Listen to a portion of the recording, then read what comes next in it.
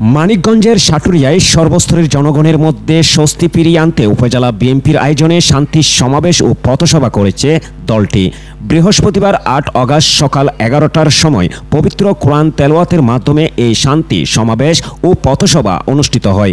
পথসভায় প্রধান অতিথি হিসেবে উপস্থিত ছিলেন বিএনপির চেয়ারপারসনের উপদেষ্টা ও জেলা বিএনপির সভাপতি আফরোজা খান রিতা। তিনি তার বক্তব্যে বলেন, বৈষম্যবিরোধী ছাত্র আন্দোলনের তুপে সাবেক প্রধানমন্ত্রী শেখ হাসিনা পদত্যাগ করেছেন এবং দেশ ছেড়ে পালিয়েছেন।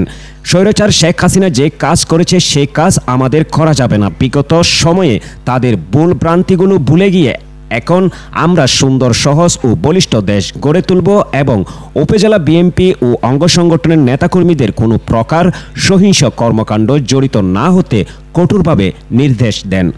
এই বিষয়ে কারো বিরুদ্ধে কোনো অভিযোগ পেলে তাকে কোনোভাবেই ছাড় দেওয়া হবে না বলে হুঁশিয়ারি ব্যক্ত করেন। এছাড়া সংখ্যালঘু পরিবার ও মন্দির এবং সরকারি স্থাপনা পাহারা দিয়ে রক্ষা করার জন্য নেতাকর্মীদের প্রতি আহ্বান জানান। অনুষ্ঠানে সভাপতিত্ব করেন সাটুরিয়া উপজেলা বিএনপির সভাপতি আব্দুল কুদ্দুস খান মজলিস। অন্যান্যদের মধ্যে উপস্থিত ছিলেন উপজেলা বিএনপির সহসভাপতি আক্তারুজ্জামান রুকন, সাধারণ সম্পাদক আবুল বাশার সরকার, সাংগঠনিক সম্পাদক শাহিন আজাদ বিপ্লব, উপজেলা যুবদলের আহ্বায়ক আমির হামজা, স্বেচ্ছাসেবক দলের সভাপতি মুহসিন সহ প্রমুখ। এই সময় সমাবেশে বিএনপির অঙ্গ সংগঠনের নেতাকর্মী ও সর্বস্তরের জনসাধারণও অংশগ্রহণ করেন। দেশকে স্বাধীন করে দিয়ে আমরা ইতিহাস সৃষ্টি করেছে আমার এই তরুণ সমাজ, আমার সন্তানরা।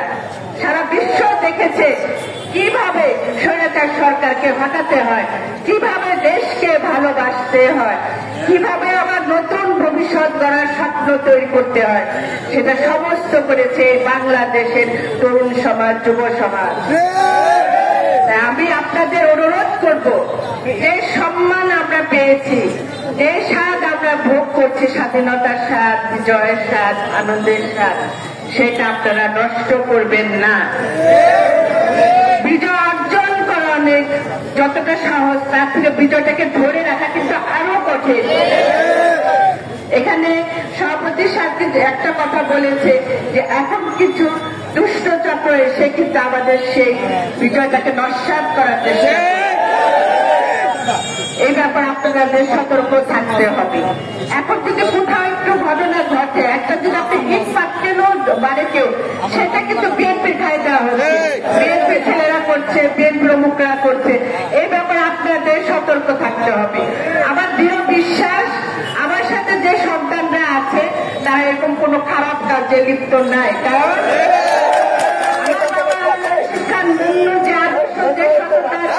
রাজনীতি করে গিয়েছে, সেই পথ ধরে আমি আপনাদের মাঝে এসেছি। আমি বারবার আমার নেতা কর্মীদের বলেছি, মানুষের নেত্রী বিগত 18টি বছর আমরা যারা রাজনীতি করি তারা এক জায়গায় দাঁড়িয়ে কথা বলতে পারিনি, কিন্তু এই নেত্রী আমাদের জেল জীবন থেকে শুরু করে সকল ক্ষেত্রে